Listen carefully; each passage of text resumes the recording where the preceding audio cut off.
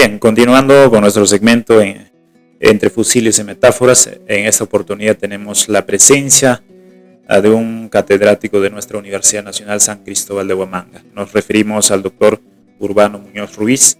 Él es profesor de la Facultad de Ciencias Sociales de la Universidad Nacional de San Cristóbal de Huamanga, especialista en comunicación y cultura en espacios altoandinos. Ha publicado libros diversos, llámese por ejemplo Relatos al Atardecer 2000, Prueba Final 1988, Retos de la Comunicación en la Promoción de Desarrollo en Comunidades Altoandinas Quechuas 2006, Los Canas de Quispiacta, Historia de un Pueblo Quechua 2006, Ritos y Tradiciones de Quispiacta 2007, Filosofía Andina y otros temas Quechuas 2007, Al Pie de Andinia 2008, Hubiera Saxe en Valle Sagrado 2015 y por supuesto el texto que tengo a la mano, Más allá de Taipicala, ¿no?, de la edición de Altazor.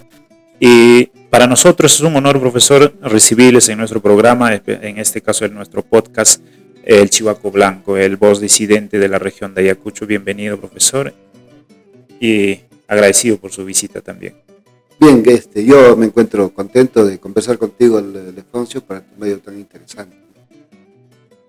Sí, profesor, estábamos tratando de un tema muy importante, profesor. Usted me va a entender con claridad y aún más por la experiencia y además dedicado a la academia, en este caso en la universidad. Si bien es cierto, hoy día es un 21 de junio y en 1969 ha ocurrido un hecho histórico que de alguna manera debemos agradecer, creo yo, a la gratuidad de enseñanza. Ha ocurrido en la ciudad de Ayacucho, en Huamanga y Huanta, y nuestro paisano decide decir de esa forma a Teodosio Olarte Espinosa, creo yo, que en la prolongada lucha de los pueblos en la conquista de sus derechos, no solo ha sido sangre, no solo ha sido llanto, también ha sido de fe, de esperanza, de lucha. Y la memoria colectiva muchas veces, doctor Urbano, ha sido articulada no solo desde el testimonio colectivo, también desde un testimonio individual, y creo yo que Teodosio Olarte representa eso, profesor. Entonces, usted de alguna manera ha vivido después de 10 o 15 años después de ese acontecimiento, y es más próximo, pero en mi caso, por ejemplo, yo soy de la generación 90, ya más o menos entrando al uso de razón a partir de los 2000 para adelante, ¿no? Pero usted me imagino que estuvo más próximo a ese acontecimiento tan importante que ha sido pues la gratuidad de enseñanza, donde padres de familia, estudiantes, profesores, campesinos y obreros han recurrido de alguna manera protestar para que esa ley promulgada por las Fuerzas Armadas, en este caso por Juan Velasco Alvarado. La pregunta es, profesor, usted de alguna manera ha vivido en carne propia no solo ese acontecimiento posterior a ello, sino que también las décadas del 80 y 90, la violencia sociopolítica. ¿Qué recuerda del clima social, político, cultural después de ese acontecimiento, profesor? Sí. Antes de responder a tu pregunta interesante, debo señalar una anécdota, ¿no? Hay que recordar que los hechos graves del 21 de junio de 1969 ocurren cuando yo, en todo caso, tenía un año de edad, 1 año y mes de edad, ¿no? Entonces, sí. Mi madre, que fue testigo presencial, porque yo nací en Girón Lamar, número 100, en la casa de la familia Sumari, que hasta ahora existe. Está justo al empezar el Girón Lamar, cerca al templo antiguo. Entonces, mi madre me cuenta que ese día ella estaba lavando ropa y alguien había dejado la puerta abierta, era un portón de una casa antigua. Yo estaba ya gateando, saliendo a la calle. Y justo en ese momento se producía la balacera, ¿no? La balacera y los gritos. Me doy cuenta de que ella desesperada fue a recogerme a mí y vio que llevaban a uno de los que habían caído ese día, que era el obrero Silvestre Anaya Burga, que había caído justo en el Girón Munive, como a 1,5 cuadras de mi casa, ¿no? Entonces, mi mamá dice que pasó muchísima gente y todavía el herido estaba vivo, ¿no? Poco después falleció, ¿no? Luego también yo tengo el testimonio de mi hermano mayor, que me lleva con 6 años, y él sí vio, ¿no? Ya era jovencito, vio cómo empezó todo, ¿no? Él dice de que había un gremio muy fuerte en ese época, que era el gremio de carniceros, y justo su sede era San Juan Bautista, ¿no? Porque el barrio de San Juan es un gremio, es un barrio de gente dedicada al negocio de la carne y del ganado, ¿no? Ahí estaba el gremio más fuerte, ¿no? Entonces ahí empezó todo el levantamiento, ¿no?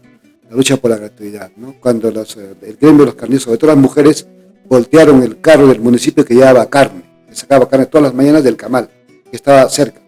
Lo voltearon y ahí comenzó toda la jalada, ¿no? Vino la policía, los enfrentamientos. Obviamente, enfrentamientos en todas partes. Pero eso quería un poco para poner en contexto lo que ha pasado.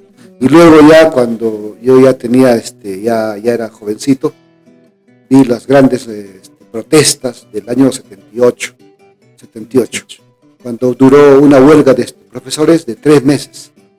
Y muchos de esos profesores fueron subrogados, es decir, retirados como castigo por haber protestado. En esa época, 3 meses estuvimos sin clases.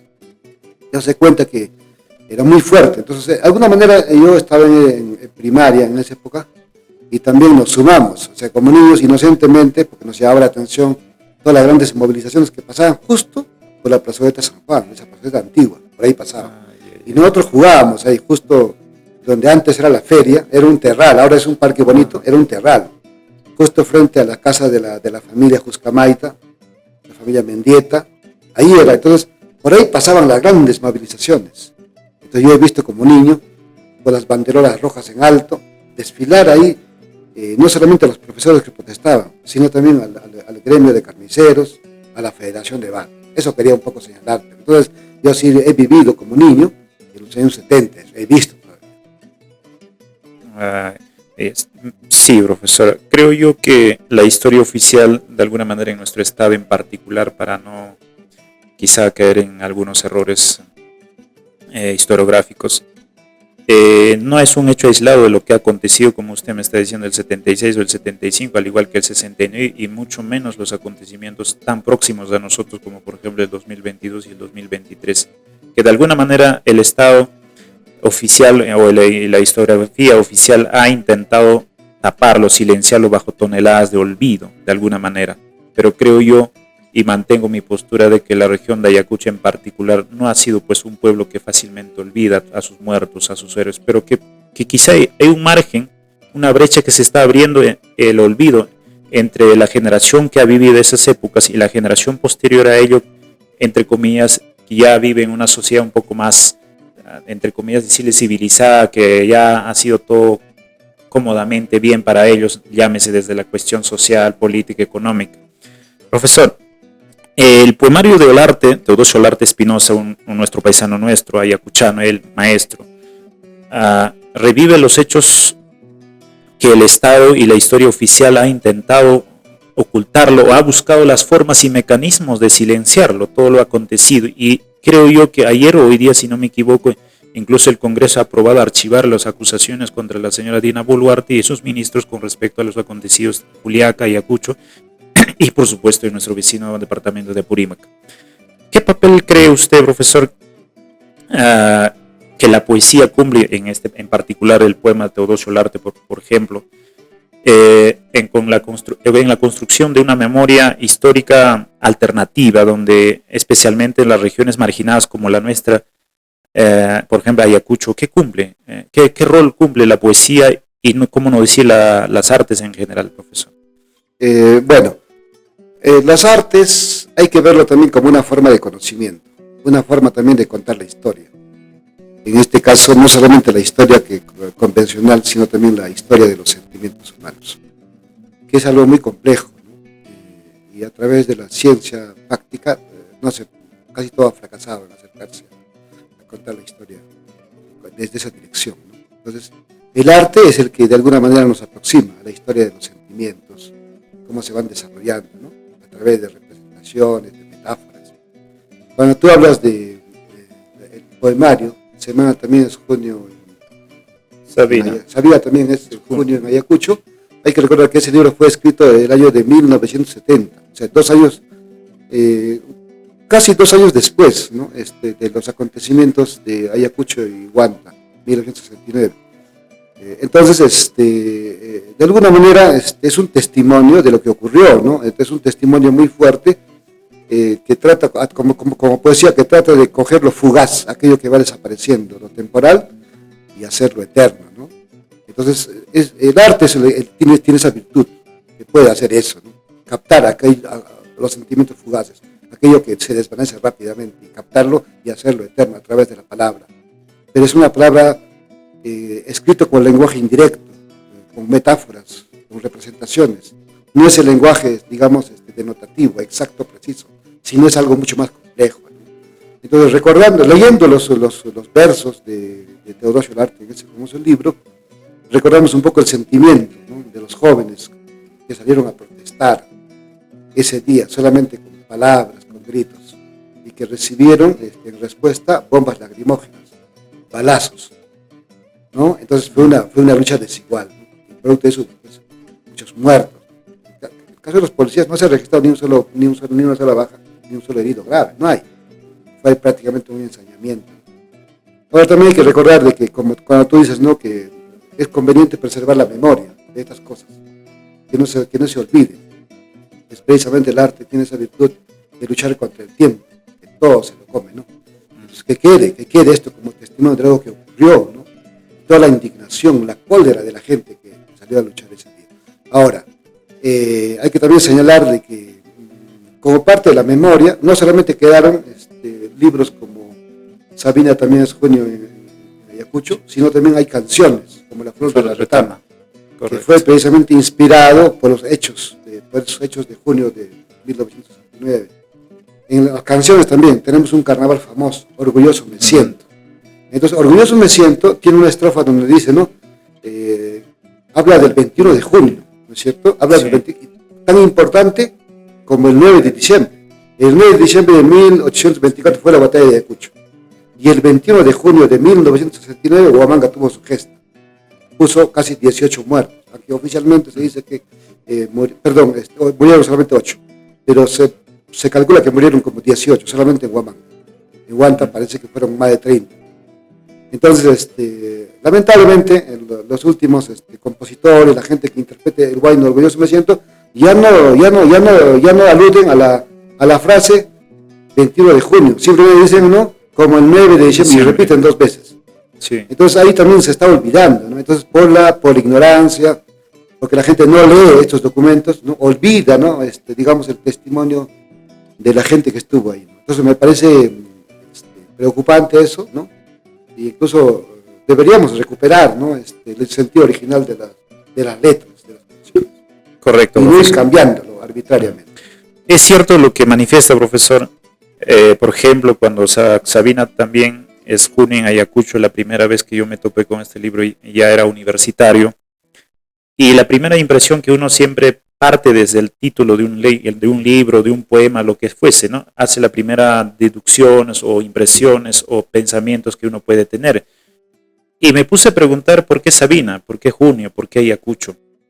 Y creo yo, profesor, que Sabina, más allá de ser como una figura poética y simbólica, representa un síntesis de entre víctimas, mujeres, estudiantes, jóvenes, obreros, docentes, que de alguna manera salieron en contra de un decreto que había salido, pues de alguna manera que el hombre más campechano no tenía la posibilidad de pagar sus estudios para sus menores hijos.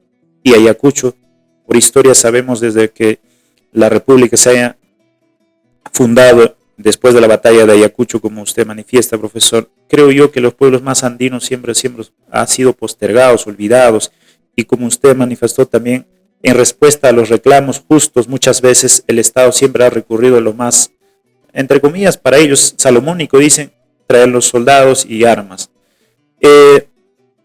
Desde su perspectiva, profesor, como poeta, como escritor, como académico, como catedrático de la San Cristóbal también, claro está, ¿qué lectura simbólica hace usted sobre el personaje, en este caso del personaje que es Sabina, dentro del contexto histórico y literario, por supuesto, del poemario de Teodosio Larte Espinosa? Bueno, este libro, como todo libro de poemas, está hecho de intuiciones, está hecho de evocaciones, ¿no? Y eso se trabaja a través del lenguaje connotativo, ¿no? Y definitivamente Sabina es una metaforización, pero ¿metaforización de qué? Fundamentalmente de la mujer ayacuchana, de la mujer joven, en esa época universitaria, ¿no?, esclarecida, porque estamos hablando de una juventud muy sensible, identificado con los intereses y las necesidades de la población. No como ahora que es distinto, ahora los jóvenes están más preocupados por la perspectiva individual, ¿no? Que se reduce un poco a tener trabajo, a tener una tarjeta multired, tarjeta de crédito, esa es su aspiración. Pero los años 60, 70 es otra época.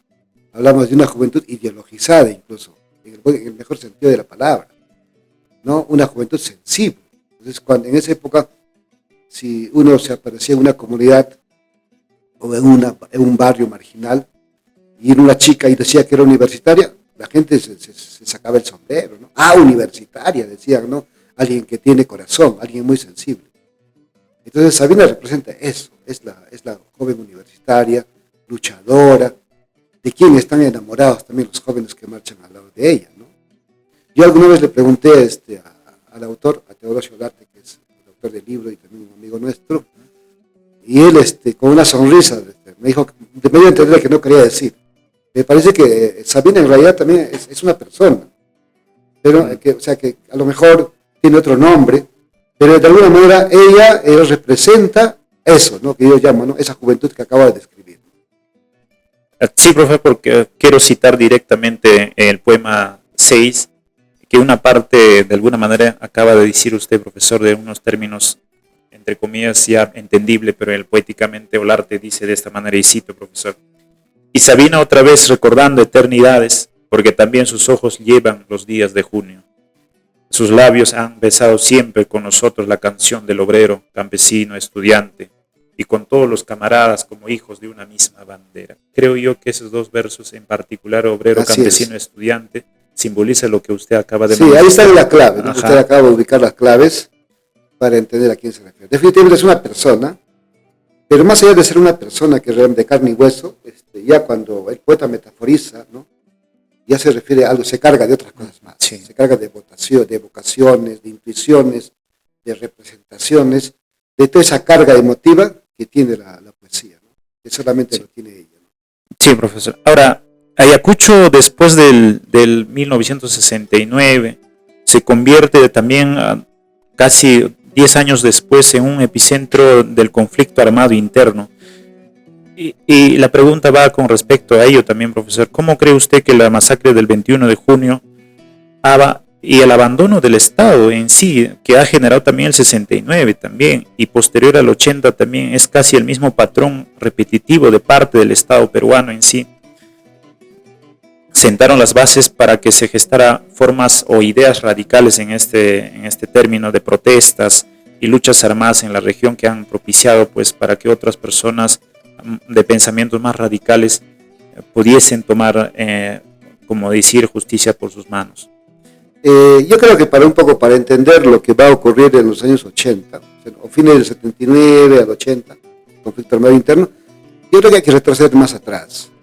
Yo prefiero retroceder, por ejemplo, no a los años 60, si incluso retrocedería a la década de 1920.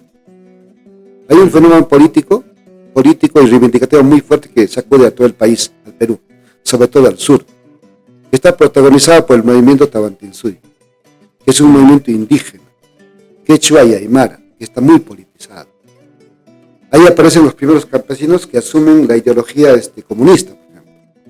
Y Mariátegui en los 7 ensayos menciona al indio Urupiola, por ejemplo, que es un hombre muy humilde, incluso contrahecho, es jorobadito, pero que ha tenido estudios, ¿no?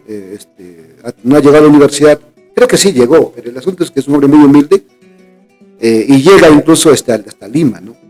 Entonces ellos, con otros como él, arman todo un movimiento, que es en primer lugar eran de corte anarquista, en esa época estaba muy fuerte el anarquismo, pero después desemboca en el movimiento comunista. Entonces es un primer movimiento donde con ideas ya de construir un nuevo Estado, un Estado proletario obviamente y campesino, se da una serie de movimientos, no solamente en Puno, que fue el epicentro principal del movimiento Tawantinsuyo, sino también ocurrió en Ayacucho. Entonces hay que preguntarse, ¿qué cosa ocurrió en Ayacucho en 1923? Nos va a llevar la respuesta, ¿no? Si leemos, por ejemplo, el libro Capsoli, Movimientos Campesinos en el Perú, nos va a señalar que en 1923 los campesinos de Anco y Chungui se levantaron contra una familia déspota, bueno, no quisiera mencionar el nombre, ahí están los libros, y se enfrentaron. Entonces hubo un enfrentamiento incluso con la gendarmería, se habla de 60, de 100 muertos, donde hubo un enfrentamiento frontal, donde hubo muchos gendarmes también asesinados, hacendados asesinados. Una ciudad de provincia como San Miguel fue tomado por los campesinos levantados en armas, y después vino un regimiento desde Lima y los masacró. No hubo comisión de la verdad, no hubo nada de eso. Y solamente quedaron ahí los huesos de los campesinos que fueron masacrados en la Pura y todo eso. Entonces, obviamente hubo también levantamientos campesinos en todo el siglo XIX, hay que recordemos las guerras iquichanas, pero no tenían esta orientación, digamos, ideológica, anarquista, comunista, que sí se da en 1923. Entonces, en el caso de Ayacucho, el más notable fue en la mar. Hay libros, por ejemplo, Enrique Verástegui, en su libro Taquionjoy, le dedica varios poemas a la masacre. Enrique Verástegui, el famoso poeta de Hora Cero. Y obviamente en los libros de Caxoli aparece eso. Y en el sur, obviamente, también el movimiento de abandonación fue muy fuerte, hubo también masacres, sobre todo en Azángaro, por ejemplo. Entonces, esas cosas ocurren, ¿no? Entonces hay matanzas, masacres contra la gente que, digamos, busca reivindicar sus tierras, busca recuperar. Luego vienen ya los años 40, 50, la lucha por la recuperación de tierras, en Pomacocha, sobre todo principalmente, ¿no? Es muy fuerte. Ya hay una politización de los campesinos en la misma dirección. Hay apristas, hay comunistas, se radicaliza, ¿no?, la cosa. Y luego llegaremos a los años 60, ya donde ya se ubica este asunto de la lucha por la cartera de enseñanza en junio del 21 de junio. Entonces la cosa como que se va acumulando, como que hay una acumulación, ¿no?, de un deseo de querer cambiar radicalmente las cosas. Entonces todo eso está generando toda una sedimentación, incluso ideológica, ¿no? Y va a reventar el año 80. ¿No? Va a reventar el año 80. Entonces, más o menos un poco, yo quizás me extendí un poco, ¿no? Entonces, así es. Entonces, en el año 80 asistimos ya prácticamente a una politización muy fuerte, que para algunos no tenía sentido, porque supuestamente se había terminado el gobierno revolucionario de las Fuerzas Armadas, o sea, la segunda etapa con Valdés Bermúdez, que entregaba el poder a la Asamblea Constituyente, entonces empezaba la democracia. Ya no tenía sentido levantamiento de ese tipo. Pero eso en papel, ¿no? Porque por abajo, en los ríos subterráneos, en la misma conciencia popular, había una tensión tremenda que de alguna manera tenía que estallar, a pesar de que habíamos vuelto a la democracia, a pesar de que en el 80 volvíamos a la democracia, que la habíamos perdido el año 63, ¿no es cierto? El año 68, con Velasco. Y teníamos que volver, pero no se volvió porque inmediatamente comenzó no hubo un retorno pacífico a la democracia. Porque ese mismo año en que Belaúnde asumía el poder, entre comillas democrático, estalla el Sendero Luminoso. Con toda la tensión que viene desde 1923, 1960, estalla todo eso. Tiene razón bastante, profesor. Por ejemplo, para tomar nomás los ríos profundos en el capítulo 7, el motín habla bastante de las revueltas en Huanta, a la que Argueda se refiere con el motín, ¿no? Profesor, es cierto que el silencio de parte del Estado ha generado también a posterior más violencia de algún modo. Y el caso es del 69 y por supuesto también a los posteriores, cuando hace el informe final la Comisión de la Verdad con respecto a todo lo acontecido durante las 2 décadas de la violencia sociopolítica, donde los datos estadísticos reflejan quién ha cometido más atropellos a los derechos humanos, más allá que ambos en términos generales son culpables de todo lo acontecido. ¿Cuál fue el impacto del olvido del 69 con respecto a los deudos? En este caso, porque ningún ministro, entre comillas, ningún funcionario de línea que estuvo a los mandos de las Fuerzas Armadas ha recibido la justicia como debe. De alguna manera el olvido se ha institucionalizado en nuestra república y creo yo que en otros países también, pero no quiero tomarlo esa parte, sino en particular a nuestra nación. En una formación, ¿qué identidad ha formado después de los olvidos del 69 y por supuesto también del 80? ¿Qué efectos observó como educador, profesor? Bueno, lamentablemente hay que recordar que en el Perú debieron haberse hecho muchas comisiones de la verdad. Creo que lo que se formó después del conflicto armado interno es la primera comisión de la verdad seriamente constituida. Pero antes debió constituirse comisiones de la verdad, por ejemplo, para sancionar incluso a los responsables de las masacres del año 1923. No se hizo. Después, en el contexto de las guerrillas de 65, se habla de casi 20.000 muertos, sobre todo campesinos masacrados, y aquí en Ayacucho, en la zona de la Mar, hasta Oreja de Perro, en Cusco, en esa pelada zona, los campesinos fueron masacrados.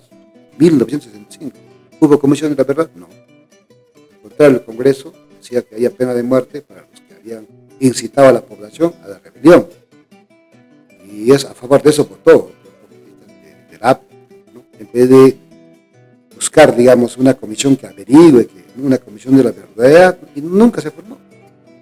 Y el año 2000 se forma, pues en la época de Paniagua, esta comisión de la verdad que evacuó su informe, mal que bien, de alguna manera está ahí, ¿no?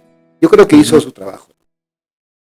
Y bueno, la idea es que del Estado, creo que de un gran sector del Estado, es que eso quede en nada también, ¿no? Y nuevamente, que se olvide eso. Pero lo peligroso es que la tensión sí existe, por mucho que quieran taparlo eso con olvido, todas esas atrocidades que se cometen en el país cada cierto tiempo, desde hace mucho tiempo, de todos modos genera tensiones, hay tensiones, porque la memoria no se destruye totalmente. Y mañana más tarde podríamos estar repitiendo otros episodios incluso mucho más graves. Por eso yo en el prólogo de este libro, el poemario de Teodosio Olarte, yo escribí la última edición, el prólogo, y ahí señalo, ¿no? De alguna manera, Teodosio Olarte en su poemario es una especie de profeta. Está profetizando lo que va a venir después, porque él dice, ¿no? Esta vez nosotros salimos a la calle a protestar, solamente con gritos y no con palabras, ¿no? Y nos recibieron con metralla, dice, ¿no? Sí. Entonces él está diciendo que en el futuro ya no solamente saldremos a protestar así pacíficamente, sino va a ser de otra manera. Entonces un poco está anunciando lo que va a pasar. Entonces de alguna manera, lamentablemente en el Perú, como que hubiera una política sistemática de olvido, de silenciar los abusos e ir tapándolos para que haya impunidad. Y es, lamentablemente es una práctica constante, es como si fuera una política, ¿no? Aunque no esté escrito, ¿no? Y eso no es bueno para el país, ¿no? Eso no es bueno. Entonces, se han vuelto a repetir los hechos de hace poco, ¿no? Acá la matanza en el aeropuerto hace algunos años más, contra la gente que protestaba contra Boluarte.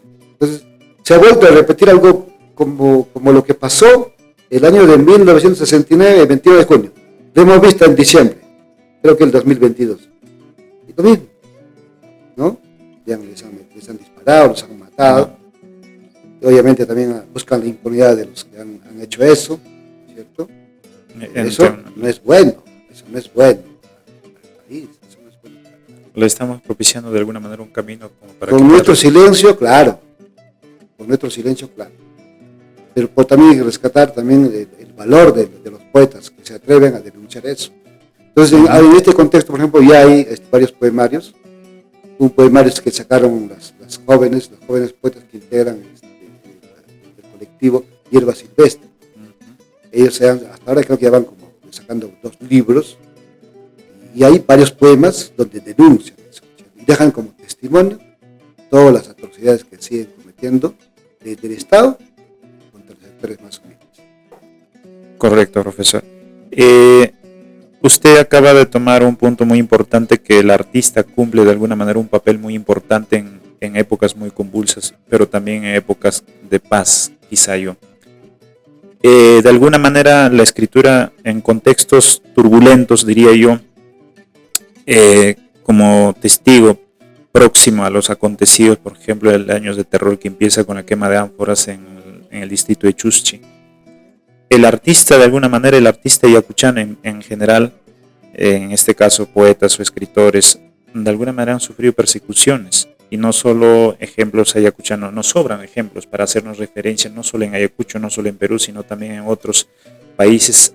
El patrón es parecido, es similar, es donde algunos artistas han sido incluso pues deportados de su país, exiliados, y desde el exilio muchas veces han denunciado, y un claro ejemplo creo yo es nuestro paisano Jorge Orea Espinosa en épocas del 90-80 pasado.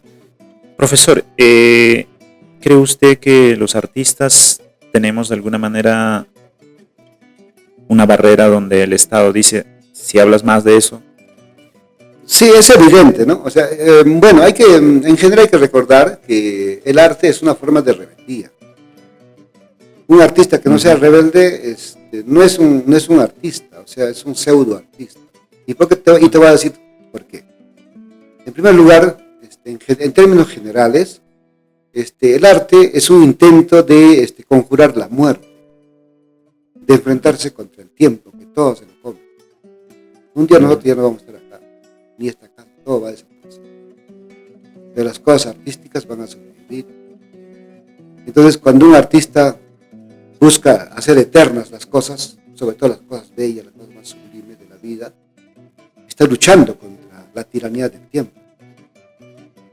Bajo esa perspectiva, cualquier artista, así no se considera un artista político, es un rebelde. Cuando nosotros recordamos los grandes mitos griegos, por ejemplo, como el de Prometeo, Prometeo es un rebelde, ¿no? Porque se roba el fuego de los dioses. Quiere para la humanidad aquello que solo está destinado a los poderosos dioses, y por eso va a ser castigado de la forma más terrible, ¿no? Entonces, esta es una representación de alguna manera de la rebeldía, ¿no? Y el poeta en general, cualquier artista verdadero, siempre es un rebelde, porque lucha contra el tiempo, contra la voracidad del tiempo, ¿no? Y siempre va a afirmar la vida, ¿no? Y siempre tenemos esa tensión, ¿no? Creación, destrucción. El tiempo lo destruye, el arte crea, ¿no? Pero también a veces para crear también tiene que destruir. Entonces, en líneas generales, todo artista es un rebelde, un subversivo. Ahora, en cuestiones más concretas, obviamente hay poetas mucho más politizados. Entonces no basta con buscar una poesía muy bonita, muy, digamos, que trasciende su época, sino que además luchan realmente, o sea, incluso son militantes. Entonces no solamente luchan con su arte contra el tiempo, sino también con su protesta, con su grito también, ¿no? Y entonces ellos van a ser perseguidos definitivamente por el poder de turno, por el Estado en este caso, ¿no? Ya no es el tiempo, sino es un enemigo mucho más concreto, ¿cierto? O mucho más concreto, ¿no? Entonces se da eso, ¿no? Entonces en contextos muy convulsos, cuando un poeta siente que su palabra no es suficiente, que su verso no es suficiente, entonces se atreve incluso a enfrentarse contra el sistema, ¿no? Entonces va a sufrir las consecuencias. Sí, profesor. Ahora, ya con el contexto actual, profesor, creo yo, espero equivocarme, que las literaturas regionales, en particular en nuestra región, siempre han sido de alguna manera sobrevaloradas, postergados, que siempre la literatura, llámese desde el Ministerio de Cultura y entre otras instituciones que tienen que ver bastante con el libro, el arte, la poesía, en general en las artes. ¿Cómo valora usted el aporte de Teodosio Olarte más allá de lo poético, más allá de lo literario, más allá de lo político? Dentro de nuestra tradición poética peruana, ¿merece un lugar? Yo creo que sí, porque mire, como artista, más allá de su militancia política, acá estamos valorando un poco su trabajo artístico, ¿no? Esta pregunta es directa. Yo creo que es un buen poeta, ¿no? Porque los que nos movemos en estas canteras de la poesía, tenemos expresiones como que este es más poeta que el otro, ¿no?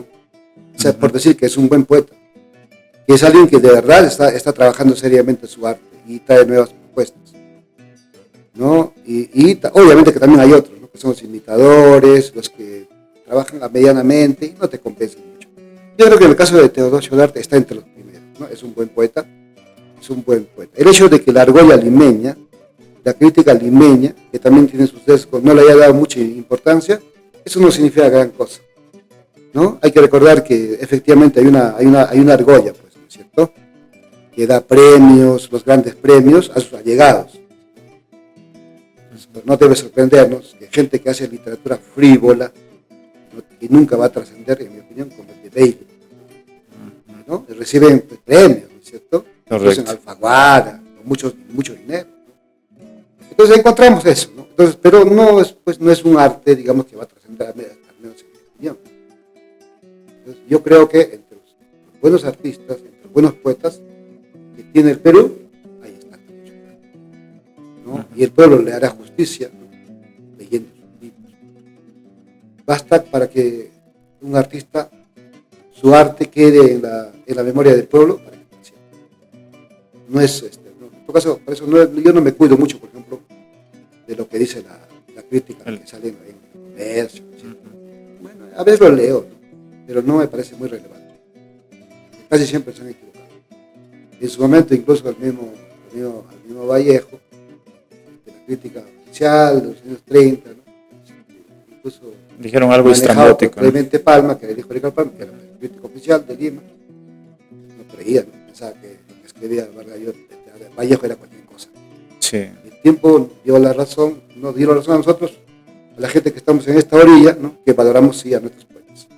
Entonces, el pueblo tiene la última palabra.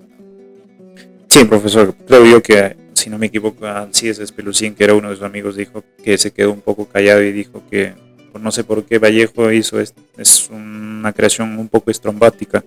Profesor,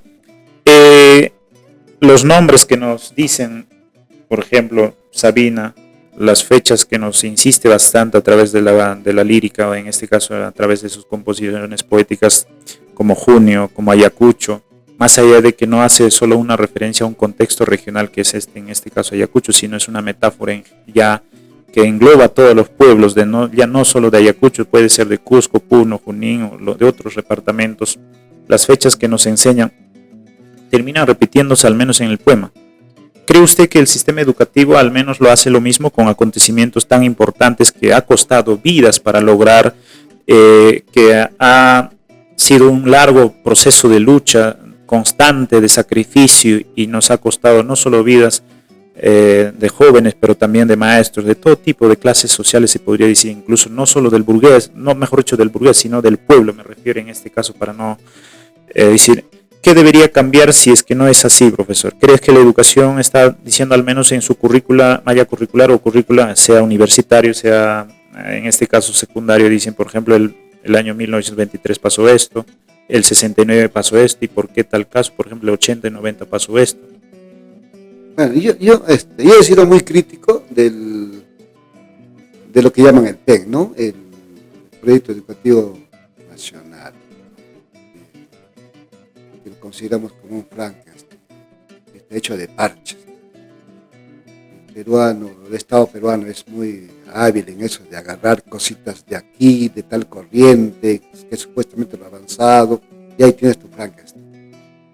No hay una organicidad, ¿no? Entonces se hace un poco para cumplir con las metas, ¿no? Y casi nada se ha cumplido, ¿no? De lo que se ha planteado desde el Estado sobre educación. Incluso cuando señalaban de que necesitamos que el presupuesto nacional suba a tal porcentaje, no, nunca se cumplió. Entonces hay muchas falencias ahí. Entonces no podemos esperar gran cosa del sistema educativo peruano, del Ministerio, no podemos esperar gran cosa. La única oportunidad en que pudo hacerse una reforma verdadera para tener una educación realmente nacional y democrática fue en la época de Velasco, y fracasó, fue saboteado por Bermúdez. Entonces, más allá de eso, no ha habido otras cosas fuertes. Entonces, todos son parches, maquillaje. Y más bien lo que podríamos esperar es un poco algo de los docentes, de los docentes educados, los docentes que tienen vocación realmente de docente, ¿no? Los maestros, los buenos maestros. Que ellos, más allá de lo que diga el Ministerio de Educación y sus planes, que ellos incorporen, ¿no?, a los autores que realmente valen la pena leer esos planes de lectura. Pero muchos no lo están haciendo, lamentablemente. Hemos visto, por ejemplo, en el Braille, hace un tiempo atrás, que estaban leyendo textos de autoayuda, por ejemplo. Están haciendo leer a los alumnos textos de autoayuda. ¿Quién se robó mi queso? Cosas de ese tipo, ¿no? Entonces, bueno, pues hay que tener claro de que los textos de autoayuda son para gente que tiene limitaciones, para discapacitados, para idiotas, ¿no? Entonces, teniendo autores como Víctor Tenorio en literatura, en narrativa en Ayacucho, Teodosio Olarte en poesía, debería priorizarse esos autores, que nos saben de nuestra realidad y nos dan una perspectiva de lo que debería ser el Perú, un Perú más justo, más digno. Entonces, eso deberíamos pedirle, no tanto al Ministerio de Educación, sino a los maestros que realmente aman a este país. yo concuerdo en el punto que usted ha dicho, profesor. Creo que estamos en una sociedad, porque a lo que yo le llamo los palurdos modernos, palurdos o analfabetos modernos, que a pesar de leer, a pesar de escribir, a pesar de tener un poco de concepción profesional, pero se quedan ahí. Profesor,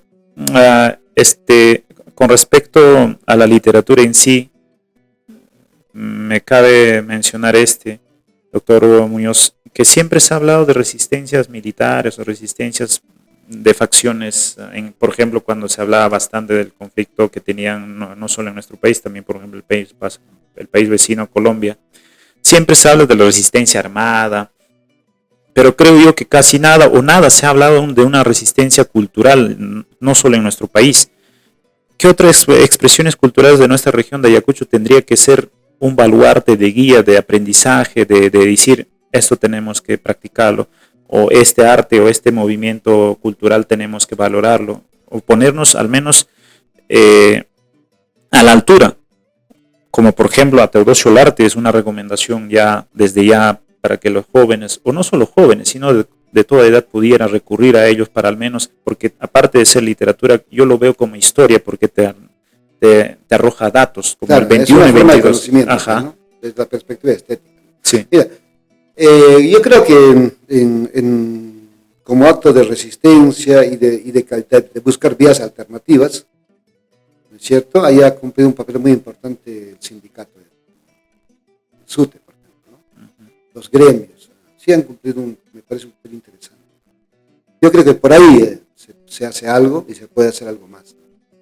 Pero lamentablemente hay que recordar que, hablando de SUTE Ayacucho o Huamanga, cuando salió la segunda edición del poemario de Teodosio, ya sepa, no hubo mucha acogida por parte del sindicato, no se comprometieron, al menos debieron comprar el libro y distribuirlo, no sé, porque el editor se quejaba de que había cajas que habían quedado del libro, entonces eso a mí me inquieta, ¿no es cierto? Entonces, nuevamente, ¿no? ¿Qué libros estamos promoviendo, ¿no? Entonces, yo creo que la palabra la tienen los sindicatos, en este caso, ¿no? Los gremios de los docentes, no solamente a nivel de educación básica y regular, sino también a nivel de la universidad, que también hay gremios. Entonces, desde ahí tiene que hacerse la resistencia y buscar caminos alternativos para, desde la educación, buscar pues, un país más justo, más digno y próspero. Sí, hace algunas preguntas anteriores usted manifestaba una palabra o una oración que a mí me llamó la atención, que por ejemplo la palabra escrita sobrevive al tiempo y al olvido, pero necesita lectores e instituciones, y en este caso, más que todo, lectores para que de alguna manera pudiera sobrevivir. ¿Qué necesita hoy en día los libros como por ejemplo Sabina de Junín en Ayacucho, Al pie de Andinia, Relatos al atardecer, y entre otros autores que de alguna manera Ayacucho tuvo un aporte muy importante, como por ejemplo Librando Pérez Guaranja, su hermano Julián Pérez Guaranja, Sócrates Usunaga, y más anteriores a ellos tuvo algo que ver Ayacucho en la literatura nacional, solo que, como usted ha dicho, el centralismo limeño ha intentado, pues como dice, si no ganas nada, no eres nada, a pesar de que tu producción puede ser mejor, incluso superior a lo que ha ganado por ahí un premio. Entonces, ¿qué necesita hoy? Libros, como acabo de decir, más allá de que se queden en nichos académicos o regionales, sino que formen parte del debate, parte de la academia universitaria, colegial o escolar en nuestra región. No solo en nuestra región, a nivel nacional podría ser. Bueno, yo creo que hay varios actores acá que pueden hacer muchas cosas. Por ejemplo, desde la universidad. La universidad debe formar críticos, no solamente en las carreras de lengua y literatura, sino también en todas las carreras sociales, en ciencias de la comunicación, por ejemplo, ¿no? En las otras carreras afines de las ciencias sociales. Críticos que valoren la producción nacional y regional. Pero creo que muchos académicos en la universidad más están tomando temas clásicos, ¿no? Temas muy manidos, muy manoseados, ¿no es cierto? Y más bien como que hay un complejo de inferioridad con respecto, ¿no?, a valorar los trabajos de los autores nacionales. Cualquier modelo educativo que nos lleve adelante tiene que basarse en las experiencias concretas. Está bien, ¿no?, que nos guiemos por Finlandia, Cuba, etcétera, ¿no?, por los modelos europeos. Pero tenemos que valorar lo que tenemos acá y se está produciendo en este momento. Entonces, sobre eso, me pregunto, ¿cuántas tesis hay, por ejemplo, sobre autores regionales, por ejemplo, en la Universidad de Huamanga? Casi nada. Están tocando temas clásicos, los temas manoseados de siempre, ¿no? Entonces, ahí, por ejemplo, el tema de la crítica es muy importante, ¿no? Entonces, a mí me parece muy débil esa parte. Entonces, la crítica lo que sirve precisamente para valorar los trabajos de los artistas y para orientar al público, para que lea eso, para que valore eso. Entonces, la crítica que tenemos es muy incipiente, no cumple su labor. Entonces, todos estamos dependiendo de Lima, ¿no es cierto? Pero los limeños tienen sus anteojeras, pues, ¿no? Entonces, ellos hasta ahora se resisten a aceptar en toda su magnitud el valor de la obra de Arguedas, por ejemplo. Por eso, cuando se cumplió el centenario del nacimiento de Arguedas, el gobierno de esa época simplemente se hizo el loco. Por eso lo hemos llamado el 2011, que era el aniversario, el centenario, el no año de Arguedas, cuando debió ser el año, ¿no? Sí, correcto. Hasta le importa un comino. Hasta hay gente que sigue pensando que está bien, ¿no? El trabajo de Vargas Llosa, comentarios, pero para mí el valor esencial, esencialmente hablando, es inferior cuando comparo el aporte de Vargas Llosa con respecto a Arguedas. Entonces, necesitamos una crítica autónoma, soberana, ¿no es cierto?, que no repita como loro todo lo que dicen los limeños con sus anteojeras. Ahí hay mucho que trabajar. Yo modestamente he tratado de hacer eso, valorando los libros, los poemarios, ¿no?, de Ayacucho. No solamente hemos valorado literatura regional, sino también internacional también. Porque el FILAI, el Libro de Ayacucho, es una plataforma que nos permite comentar libros de argentinos y de otros de perspectiva latinoamericana. Entonces, tratamos de ahí. Estamos luchando contra la falta de crítica. Entonces, tratamos de construir una crítica que valore lo que tenemos, ¿no es cierto? Porque no vamos a esperar todo que lo hagan los limeños con sus anteojeras. Y por otro lado, es fundamental también la labor de los maestros de EBR. Es muy importante. Y finalmente, los medios de comunicación y los padres de familia, ¿no? Los padres de familia, por ejemplo, tienen que dar el ejemplo, ¿no? Hablan de muchos padres de que el hijo lea, pero el papá está con celular, está en otras cosas, ¿no? Entonces, ¿cómo puedes tú enseñar a los jóvenes si no eres el modelo? Pues los jóvenes aprenden imitando, sobre todo los niños aprenden imitando, ¿no? Entonces, a mí me preocupa mucho constatar que los padres de familia, el común de ahora, leen muchísimo menos, casi nada, con respecto a los padres de familia de los años 70. Es más, tú vas a los parques y vas a ver la gente ahí que están leyendo tonterías, están chateando, con todas las limitaciones que tiene la tecnología. Pero no lo vas a ver, por ejemplo, manejando libros. Eso es cierto. Entonces, no solamente hay que exigirle al Estado que cumpla su función de llevar una buena educación a la población, sino también todos, los medios de comunicación y los padres de familia, también tenemos la pelota en nuestra cancha y tenemos que responder. Correcto, doctor Urbano. Para llegar a la parte final de esta pequeña entrevista, doctor Urbano, ¿le parece que le cito algo que dijo hace 20 años? Cito: hay que leer a Teodosio Larte y al menos los rejodidos y amargados poetas de las últimas 2 décadas que ya solo vemos sombras más allá de nuestras narices, producto de nuestro inmediatismo y superficialidad revestida de academicismo. Podamos darnos una buena ducha con agua cristalina y de eterna frescura, nacida de lo alto, con Montanares de Andinia, la voz de un poeta pueblo milenario, derrotado a veces, pero vencedor finalmente de las sombras y radiante de optimismo, que luego, tras su belleza natural y sencilla, nos trae el fuego vital que no debe apagarse nunca. ¿Aún mantiene, doctor Muñoz, esa postura? Por supuesto, ¿no? O sea, las ganas de vivir, ¿no es cierto? Porque el arte siempre va a pasar, incluso en medio de la absoluta oscuridad, por la vida y por la belleza. Definitivamente, seguimos enamorados de eso. Y ese fuego no debe apagarse.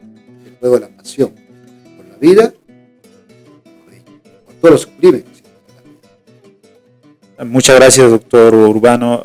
Finalmente, ¿qué nos recomendarías a los jóvenes de hoy, al menos yo me considero joven todavía, a comparación de otros compatriotas nuestros, al menos mis contemporáneos, que por ahí, como usted ha dicho, que va perdiendo tiempo de alguna manera, yo lo considero como una atrofia cerebral, el alto consumo de las tecnologías que deberíamos quizá utilizar para el bien, pero de alguna manera hacemos el mal uso o el inadecuado uso de los medios digitales en este caso. El Chihuahua Blanco es de alguna manera eso lo que intentamos buscar para la juventud de hoy, no solo para la juventud, sino para diferentes edades que estamos intentando introducirnos o abrirnos camino en este mundo de la digitalización y de las redes sociales, al menos que algo sea muy distinto, como es, no, pues, como el mismo nombre, ¿no? Que no hay un chihuahua blanco, el chihuahua es un grisáceo, un plumizo, pero para nosotros es blanco, ese es el, como dice el dicho, pues un borrego distinto, ¿no? Entonces, ¿cuál sería su mensaje final, doctor Urbano, en nuestra entrevista que fue fructífera? Yo creo que hay que darle valor, ¿no? A todas las cosas buenas que están haciendo, por ejemplo, ustedes los jóvenes, ¿no? Con estos espacios tan interesantes, ¿no? Que retoman temas clásicos, ¿no? La lucha por la justicia, por la belleza, ¿no? Que no se deben perder. Entonces, yo pienso que en vez de perder el tiempo con cosas fugaces, ¿no? Deberían valorar las cosas que hacen, por ejemplo, ustedes, ¿no? En este espacio. Entonces, sí, de alguna manera ahí hay un baluarte para seguir luchando, digamos, contra la miseria de nuestro tiempo, ¿no? Contra las miserias, las pellejerías de nuestro tiempo, y en general, ¿no? Siempre, ¿no? El tiempo es cruel. Un día ya no estaremos acá. De las cosas buenas que hagamos va a persistir, ¿no? Seguramente si esta conversación ha valido algo, va a quedar grabado, ¿no? Y van a poder escuchar de repente, no sé, varias veces, de repente acá 10, 15, 20, 30 años. Ojalá que no se pierda. Gracias por la entrevista. Muchas gracias, doctor Urbano. Así que, amigos, todos están llamados, es la obligación y el deber de todos nosotros, más que todo, como ayacuchanos, y dignamente yo les recomiendo que lean, pues, Sabina también es junio en Ayacucho de Teodosio Olarte Espinosa. Y finalmente, nuestro Señor de los epitafios nos manifiesta: aquí yace los silencios que el Estado no quiso escuchar. Aquí florece la sangre hecho verso, hecho canto, hecho rebelde, hecho escuela, hecho bien. No murió Sabina, lo han matado, pero hoy vuelve con voz de poema, con voz de canto, con voz del pueblo. Ayacucho no pidió venganza, pidió justicia, pidió libertad, pidió igualdad, pidió memoria. No es solo una alegría, una elegía en este campo de las letras, es la piedra viva que sangra, es la piedra viva que canta, es la piedra viva que en lo más recóndito de la historia aún clama por justicia, que clama que recordemos, que cada lector sea un testigo, que cada palabra sea una tumba abierta y que nunca más el olvido se nos venda por paz. Muchas gracias y nos vemos la próxima. Muchas gracias. Al menos nos hemos divertido un poco en nuestro primer programa. Seguramente vamos. ¿Primer programa? Sí, es el primer programa. Queríamos aperturarle con usted, profesor, porque